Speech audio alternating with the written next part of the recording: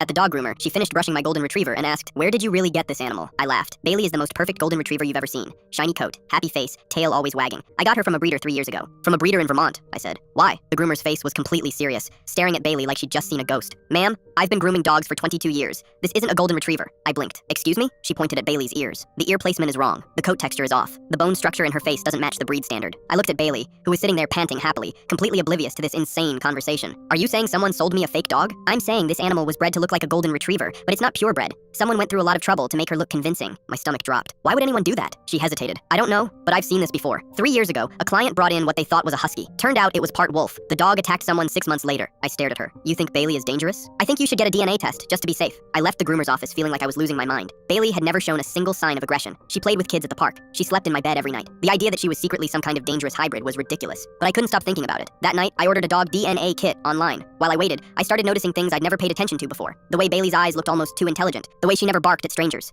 Just stared at them until they walked away. The DNA kit arrived on Thursday. I swabbed Bailey's cheek and mailed it off. The results came back a week later. I opened the email on my phone during my lunch break. Golden Retriever, 48%. German Shepherd, 31%. Wolf, 21%. My hands started shaking. 21% wolf. The groomer was right. I called the breeder immediately. The number I had saved in my phone went straight to a disconnected message. I googled the breeding business. Nothing. No website, no social media, no records. It was like they never existed. Then I remembered the paperwork. When I bought Bailey, the breeder gave me a folder with her pedigree, vet records, and registration papers. I ran home and tore through my filing cabinet until I found it. The pedigree looked official. Champion bloodlines on both sides. A KC registration number. Except when I called the AKC to verify, they told me the registration number didn't exist in their system. Everything was fake. I sat on my living room floor with Bailey's head in my lap, trying to figure out what to do. She licked my hand and looked up at me with those two smart eyes. Who are you? I whispered. That's when my phone rang. Unknown number. Hello? You got the DNA test back. It wasn't a question. It was a statement. Who is this? Someone who's been watching you. You need to return the dog. My blood went cold. What are you talking about? That animal doesn't belong to you. It was stolen from a research facility 3 years ago. We've been looking for her ever since. I looked at Bailey. She was staring at the phone in my hand, ears perked up, completely still. You're lying. Check her left hind leg. There's a microchip scar about 2 inches above her paw. We implanted it when she was 6 months old. I dropped to my knees and ran my hand down Bailey's leg. There it was. A small white scar I'd always assumed was from a puppy injury. What kind of research facility? The kind you don't ask questions about. We'll pay you $50,000 for her return. Cash. No questions asked. And if I say no, then we'll come get her anyway. And you won't like how that goes. The line went dead. I stared at Bailey. She tilted her head at me. And for the first time since I'd brought her home, I felt genuinely scared of what I was looking at. Then she did something she'd never done before. She walked to the front door, sat down, and started scratching at it with her paw in a specific pattern. 3 long scratches, 2 short, 3 long. SOS in Morse code. My entire body went numb. I grabbed my car keys, scooped Bailey into my arms, and ran out the back door. I drove straight to the police station and told them everything. They found the research facility 2 days later.